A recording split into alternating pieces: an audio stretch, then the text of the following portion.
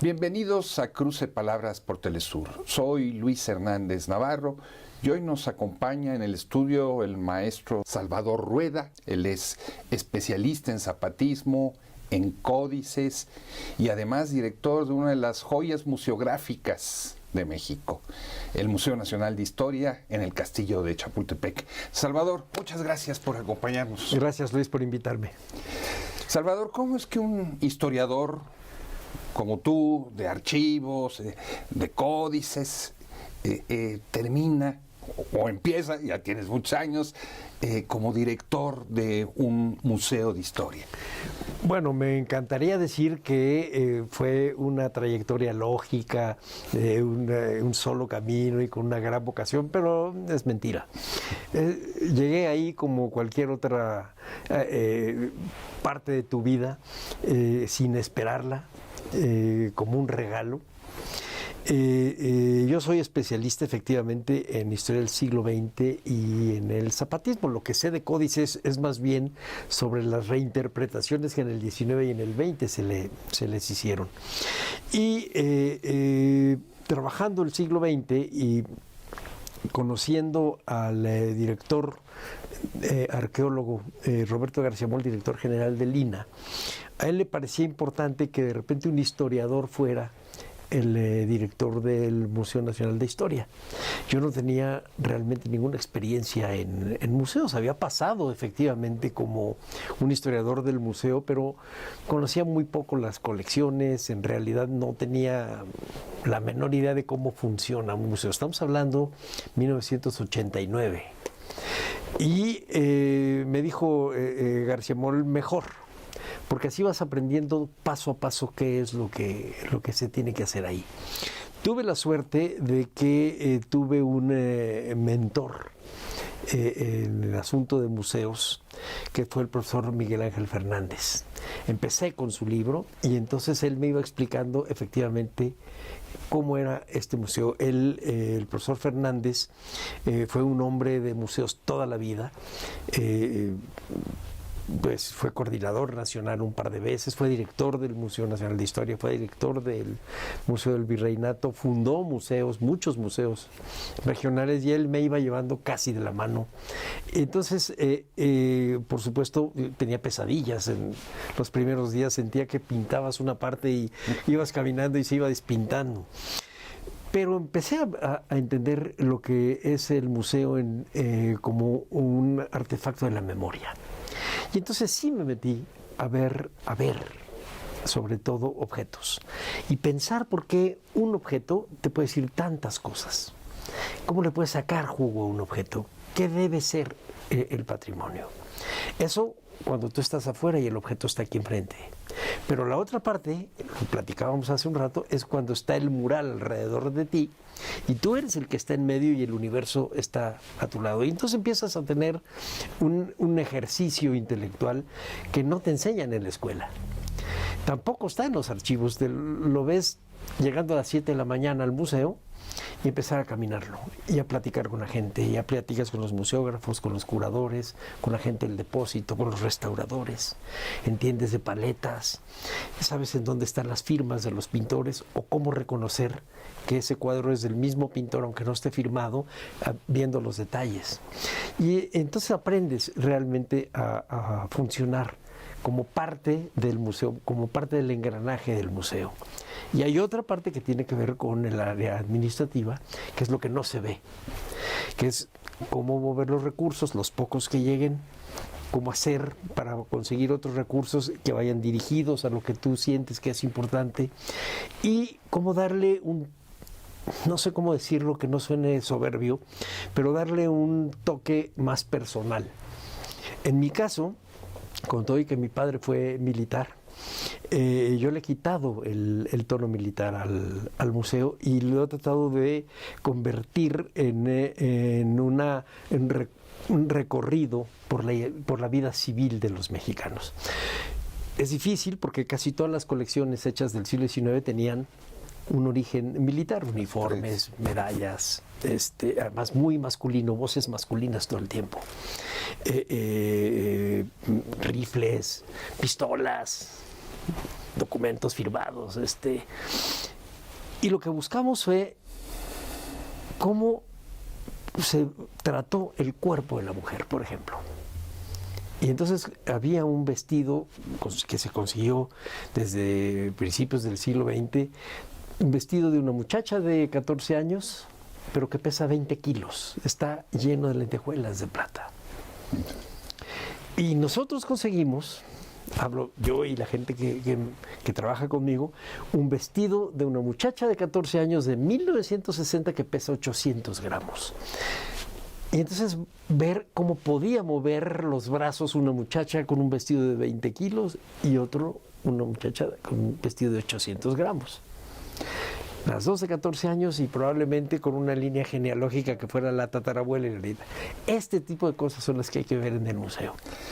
Lo acabas de definir como un artefacto de la memoria. Sí. ¿No es también un templo laico? Ahí están los objetos que dan soporte a los grandes mitos fundacionales del México independiente o del México de la conquista hacia adelante. Entonces, ¿no tiene también este carácter? Sí. La gente se quita los sombreros o las gorras cuando entra a las salas. Sí. Hay una especie de solemnidad para visitar el museo.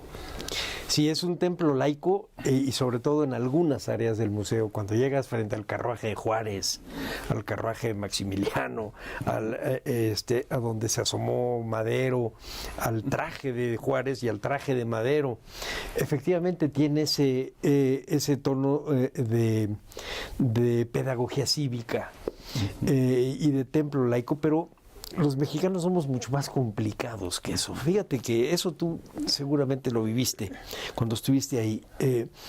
En la misma sala donde está Sor Juana, a un lado hay una Virgen de Guadalupe enorme en un marco espléndido de un pintor llamado Tomás Julián y dice tocada al original, lo cual quiere decir que el pintor tocó el ayate.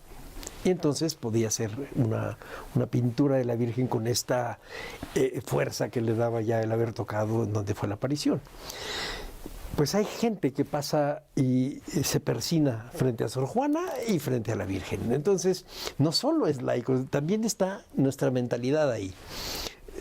Lo que carguemos en la cabeza, nuestra propia cultura, va caminando por ahí. Y yo he checado cómo ven los extranjeros estas pinturas, por ejemplo. Les maravillan los colores de Orban. No entienden por qué Maximiliano es una momia en el de Orozco. Les llama mucho la atención el niño héroe que va cayendo en la cúpula. Les encanta el carruaje de Maximiliano, que es muy operístico, lo hizo la Scala de Milán. Pero ellos están frente a una obra de arte. Y nosotros no, nosotros estamos frente a un artefacto de la memoria. O sea, buscamos que nos diga algo más. Estamos hablando de que usualmente los extranjeros tienen como referencia el Museo de Antropología, sí, más que el del Castillo.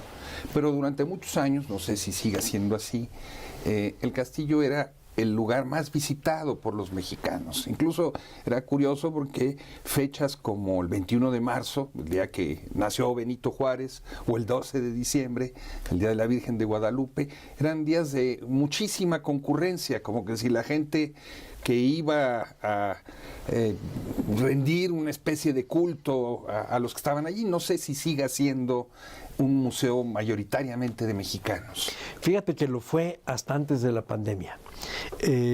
Tal vez en números, por el hecho de que van muchas escuelas, efectivamente, y los domingos, que es un día gratuito, sales del castillo y vas a remar o vas al zoológico o al revés. Pero después de la pandemia hemos tenido un flujo de visitantes extranjeros notablemente alto. No lo puedo explicar muy fácilmente.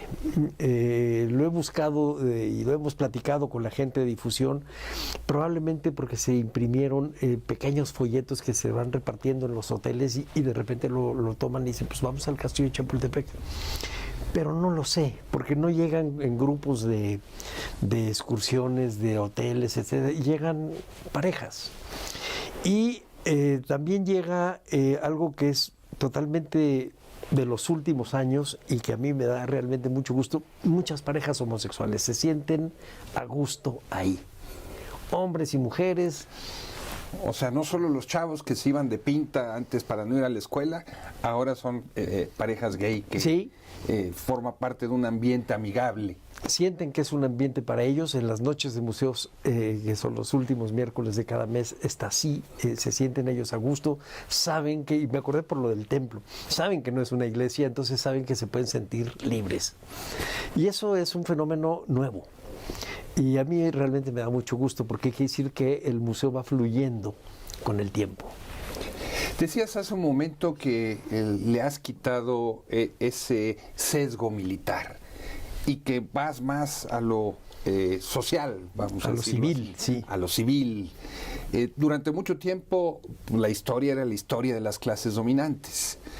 Hay un intento de que el museo también refleje lo que eran las relaciones de producción de la época, movimientos, etcétera, etcétera. ¿Tú sientes que esto se mantiene ahora? No se mantiene y creo que tampoco fue muy bien logrado cuando quisimos hacer, yo participé en eso, cuando quisimos hacer una suerte de historia económica con un tono mucho más de historia económica de la escuela francesa, básicamente.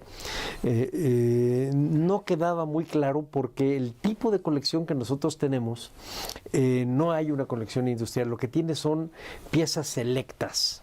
Es decir, el museo tiene 106,000 piezas, de las cuales se muestran alrededor de unas 9,000. Gran parte de ellas son textiles, entonces tienes que estarlos renovando. Quitamos las banderas, por ejemplo, quitamos ese tono militar en el sentido de que son las gestas militares el motor de la historia. Esa era la idea que teníamos que quitar. Y entonces lo que dejamos fueron otras cosas, por ejemplo, trajes de niños, lo que se compraba en el Parián, desde las cosas finas hasta las corrientes.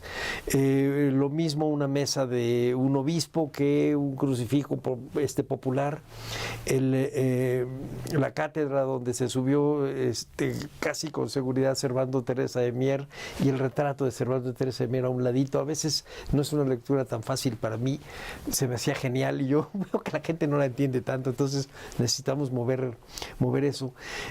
Las monedas, las monedas de Carlos IV, las pocas cosas que dejó Miguel Hidalgo y dejar muy claro que el padre de la patria dejó 20 cosas. ¿Te parece si vamos a una pequeña Claro pausa, que sí. Salvador? Amigos, amigas, no se vayan, volvemos en muy breves instantes.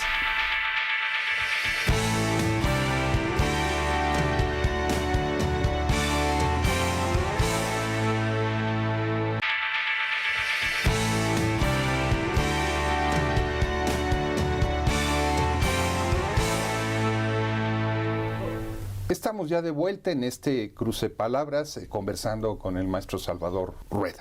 Él es director del Museo Nacional de Historia, popularmente conocido como el Castillo de Chapultepec. Salvador, el castillo fue hasta tiempos del general Lázaro Cárdenas la residencia presidencial. Sí. Lázaro Cárdenas decide que en lugar de algo tan imperial como un castillo, ¿verdad?, construir una residencia más civil, como en el caso de Los Pinos. No deja de ser una paradoja que hoy los pinos sean identificados como el poder, ¿no?, que hay que desmantelar y que en cambio el museo haya recuperado su carácter popular, festivo, la gente se lo haya apropiado en sus visitas. ¿Cómo explicarnos una paradoja así?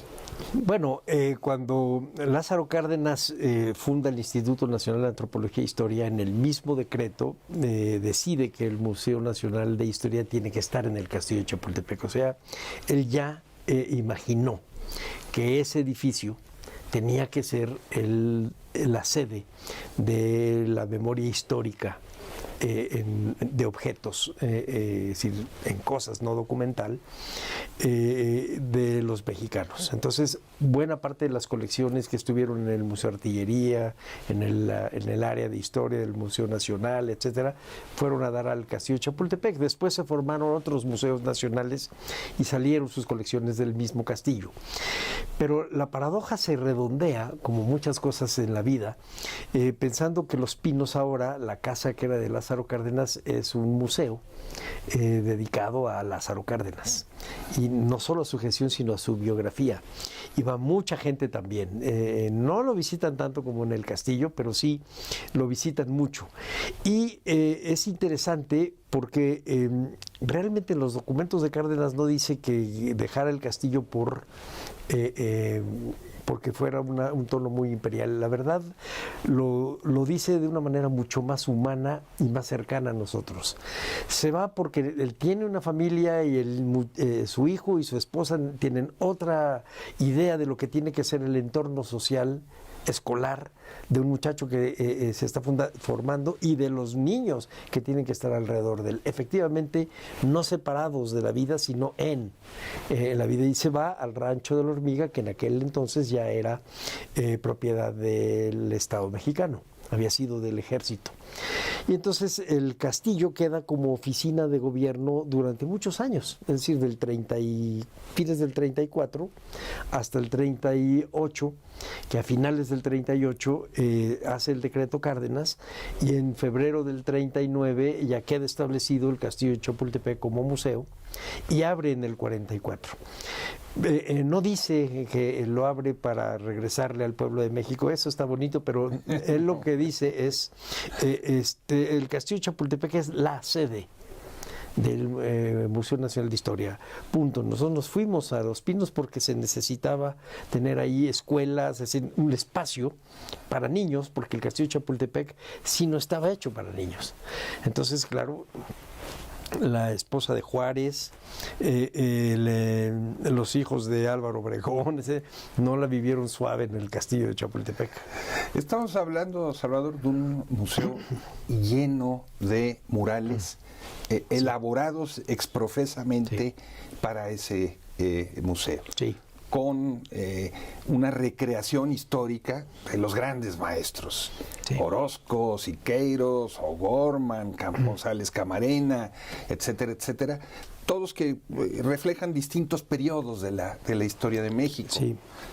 Pero no es un museo de arte en sentido estricto. No, fíjate que tocas un punto interesante porque decía por ahí un historiador que se llamaba Edward Harlet Carr que las sociedades fluyen y los historiadores tienen que fluir con ella. Lo mismo los artistas. Cuando hacen estos murales a los que tú te refieres, el primero es el de Orozco, con Benito Juárez. No. Están 2 de O'Gorman, 2 de González Camarena, 2 de González Orozco, 1 de Gabriel Flores. Todos estos murales fueron hechos con un sentido museográfico, es decir, tenían un sentido didáctico en el tono más esencial de los murales, como eran los murales italianos. Estaban hechos para decirle historia a la gente que no sabía leer. El último es de Carla de Lara, que nos hizo un donativo de una alegoría en acrílico que está ahí. Tenemos un cachito de un doctoratl, Bolívar con la toma de Zacatecas. Tenemos ahí varios que tienen un tono que te obliga a que tengas un relato secuenciado en las salas. Si tienes a González Camarena en la conquista, tienes que hablar de la conquista, efectivamente, porque ocupa todo el muro. Pero fluyeron, porque Siqueiros había sido construido y me lo digo porque diseñó hasta las paredes, lo mismo que O'Gorman, para ser la última sala del museo. Y hoy es la primera sala del museo. O sea, hoy empiezas por ahí. Empiezas precisamente sintiendo que el patrimonio está alrededor tuyo. Ya no es una obra didáctica, sino es una obra de arte. ¿Cómo hacemos con eso? Pues tratarla como es eso, Luis, como una obra de arte. Ya no te está diciendo la historia como fue, sino como la pensó el artista. El magma de un museo son sus colecciones. Sí. Ustedes tienen un acervo espectacular. ¿Cuánto de ese acervo sale a la luz pública? ¿Qué tan difícil es conservarlo? Bueno, por ejemplo, los textiles casi todos los tenemos ya guardados, están fotografiados y los sacamos en las páginas y hay de repente por ahí ejercicios de exposiciones virtuales y o como esto que les platicaba de la comparación para mover el cuerpo humano de una niña. Una niña del siglo XVIII no podía hacer esto. 20 kilos. No, imagínate. Los textiles están guardados desde las banderas y uniformes hasta gran parte de la indumentaria civil, que son casi 10,000 piezas. Pero se exhiben y con alguna regularidad los vamos exhibiendo y los sacamos y los regresamos, porque tienen que estar con un clima especial, a oscuras. La seda, por ejemplo, se colapsa con la luz. Después de 200 años la estás viendo cómo se colapsa, se parte. Entonces todo eso tiene que ir con mucho cuidado siendo estudiado y se exhibe muy poco tiempo. Las monedas, bueno, son 20 y tantas mil, casi 27,000 monedas, no podemos exhibir más que unas cuantas, se repiten. Hay algunas cosas que son reliquias y que de repente las sacas. Hemos querido hacer una exposición de reliquias, pero nunca hemos tenido realmente la paciencia y a lo mejor la voluntad de hacerlo en serio. Pero tienes desde la urna en donde probablemente estuvieron las cenizas de Ahuizotl, las barbas de Maximiliano, la camisa de Pancho Villa cuando lo mataron, el traje de Juárez, el traje de Madero, su banda presidencial, mascarillas mortuorias, reliquias de santos virreinales, que están los huesitos con los nombres de Santa Inés y de no sé qué tantos. Podríamos hacer una exposición un poco friki, pero preferimos mejor no. A veces desde ciertos ámbitos tendemos a pensar la historia como lejana a los héroes, pero en el imaginario popular los héroes existen. Claro. ¿Cuál es el héroe más buscado en el museo desde tu perspectiva, desde tu percepción? No, ahí claramente son los niños héroes, ahí sí no hay la más que Juárez. Duda. No, mucho más que Juárez, claro. Los niños héroes son el atractivo del castillo de Chapultepec. Ahorita hemos guardado su colección, estamos por poner una mejorada y en el sentido más moderno, en donde se explica primero que son muchachos que ahora serían de secundaria y preparatoria. No existía el concepto de adolescente en el siglo XIX. Para mí, por supuesto que soy un viejo, pues son niños, pero eran muchachos que ya tomaban decisiones. Y lo que queremos explicar es precisamente que lo que los hace héroes no fue su sacrificio, sino la voluntad de no rendirse. Y entonces empezar a cambiar un poco también la idea. Pero todos los muchachos se acercan a la idea del niño héroe. Y la otra, que es precisamente la gesta de Chapultepec, aunque estoy diciendo que he quitado esta parte militar, es la discusión sobre la gesta de Chapultepec, que se da hacia 1850, la que da origen a la idea del patriotismo como la tenemos ahora. Antes la manera como nos asociábamos era de afinidades religiosas, de afinidades de pueblo, de familias, de privilegios, de comunidades, pero no esta idea de que el yucateco o el de Baja California, tú, yo, tenemos una idea de una patria y cantamos el himno nacional de esa manera. Eso fue una reflexión que se hace cuando se preguntaban por qué estos cadetes que habían sido ya dados de francos se regresan y defienden hasta la muerte su escuela y su país. ¿Y él o la villana más buscados? Carlota, Porfirio Díaz, pero Santana. Fíjate que Carlota es muy buscada, pero no como villana, sino como emperatriz. Como emperatriz, pero fíjate que algo interesante, como una mujer, y eso valdría la pena verlo así, como una mujer que prefirió la locura a que fuera aplastada por la historia. O sea, se escapa de la historia. Y entonces esta parte trágica es la que les llama mucho la atención a la gente, mucho. Más que Sor Juana, por ejemplo. Y lo otro son los extremos de México. Tienes a Sor Juana en una sala y tienes 150 metros adelante a Pancho Villa, que es un personaje difícil de explicar. Los extremos de México. Quien quiera visitar el Museo Salvador, ¿qué días, a qué horas? Está abierto el museo de martes a domingo de 9 a 5 de la tarde, todas las semanas del año. Los domingos es gratuito para los mexicanos y el resto de la semana es gratuito para menores de 13 años, estudiantes con credencial, maestros con credencial y mayores de 60 años. Salvador, muchísimas gracias por estar en este cruce de palabras. No sabes qué gusto me dio, Luis. Igualmente. Amigos, amigas, muchas gracias por su amable compañía el día de hoy. Ya saben, si pasan por la Ciudad de México, si están aquí, no dejen de visitar el Castillo de Chapultepec. Es una experiencia inolvidable. Nos vemos la semana que viene aquí en Cruce de Palabras por Telesur.